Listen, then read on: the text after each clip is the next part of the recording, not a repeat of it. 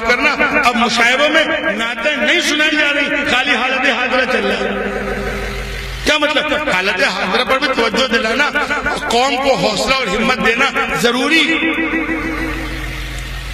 ایک شاعر صاحب ہے، بڑے مہنگے شاعر، ہمارے وہ 2 لاکھ روپے لیتے ہیں، کرتے کیا ہے؟ نجیب کی ماں، نجیب کی ماں رو کر کے اپنی جیب بھر کے جاتے ہیں۔ یقوب بنا رکھا ہے قوم کو، پوری قوم کا استحصال کر رکھا ہے۔ قوم بھی اتنی بیوقوف ہے، آنسو بہا رہی ہے، اس کو معلوم نہیں یہ آنسو بہا کر کے اپنی جیب گرم کر کے جا رہا ہے۔ حد ہوتی ہے 2 لاکھ روپے کی۔ ابھی ایک علاقے میں ہوا، میری سرپرستی مشاعرہ کرانا چاہ رہے، فلاں کو بلا رہے، میں فلاں کو بلا رہا تو میں نہیں آؤں۔ ارے وہ حضرت سارے نوجوان ہم نے ٹھیک ہے آپ لوگ کیجئے، میں منع نہیں کر رہا، لیکن میں ایسے مشاعروں میں شرکت نہیں کرتا جس میں صرف تماشا ہو، کچھ کام نہیں۔ قوم کو جذبات میں ابھارنا آگ کی طرح اور پھر ٹھنڈا کر دینا، یہ بہت بڑی حماقت ہے۔ قوم کو وہ حوصلہ دو جو حوصلہ باقی رہے، جو کر سکتے وہ کرو۔ بال ٹھاکرے تیرے دانت توڑ دیں گے، مودی تیرا سر پھوڑ دیں گے، پھوڑ لو گے؟ مقرر پیسے کی برسات ہو رہی، کیا پاگل پن ہے؟ کیا پوری قوم پاگل ہو گئی ہے؟ یہ شاعری ہے، یہ شاعری ہے۔ سارے لوگوں کا گردنی توڑتے پھریں گے، بابری مسجد کا بدلہ لے لیں گے۔ ارے بدلہ لے لیتے تو لے لیتے، یہ 2 لاکھ روپے کیوں لے رہے؟ تو بدلہ لے کے کوئی دکھاتا تو ہمیں تماشا بنا رکھا۔ عجیب ذوق ہے قوم کا، اپنا ذوق درست نعتیہ مشاعرہ ہے، اس لیے میں آ گیا ہوں۔ میں پوچھ کے آیا تھا کون کون شعرا آ رہا ہے، تقریباً جتنے شعرا آ رہے ہیں کچھ حالات حاضر، بعد بڑے اچھے شعرا آ رہے ہیں لیکن وہ بھی حالات حاضرہ پر زیادہ کہنے لگے۔ میری ملاقات ہوگی تو میں کہوں گا میاں تم مدح صحابہ بہت اچھی کہتے تھے، تم نعت بہت اچھی کہتے تھے، یہ کیا؟ کیوں؟ ان کو قوم کی واہ واہ اور داد چاہیے۔ نعت کا جتنا اچھا شعر ہو وہ داد نہیں ملے گی، اور جہاں مودی کا سر پھوڑا پورا مجمع کھڑا ہو جائے گا۔ اصلاح کیجئے اپنی۔ میں ایک جگہ گیا تھا سیتاپور، 25 ہزار کا مجمع تھا۔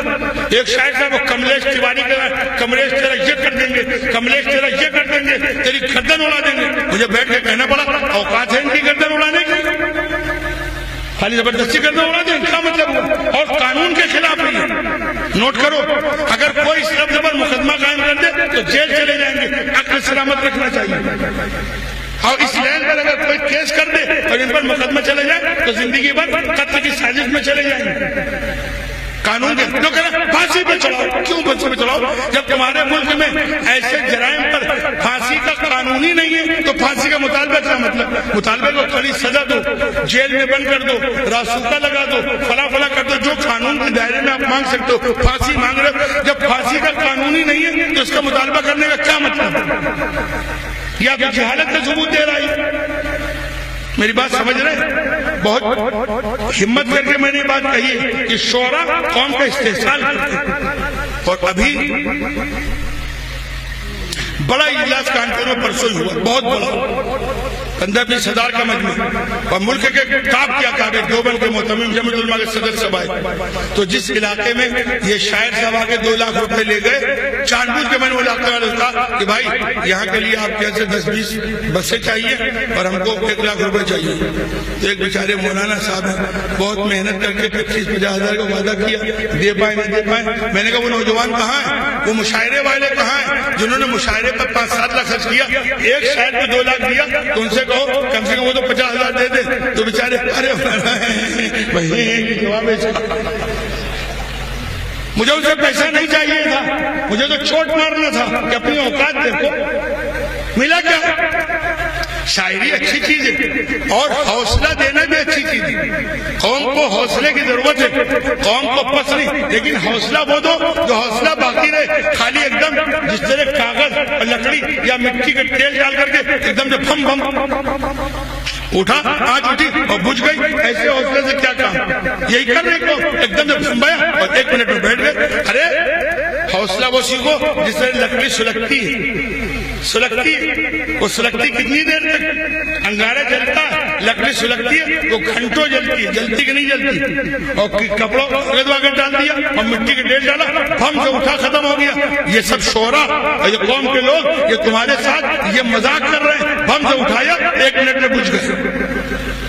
بہرحال میں اپنی بات میں ختم کرتا ہوں. شاعری نعتیہ مشاعرہ اچھی نعتیں آنی چاہیے. ہاں اس کے ساتھ نظم بھی آ جائے, اس کے ساتھ حالات حاضرہ بھی آ جائے. حالات حاضرہ میں حوصلے والی بات ہے. حالات حاضرہ میں حالات کے ساتھ تم کو کیا کرنا.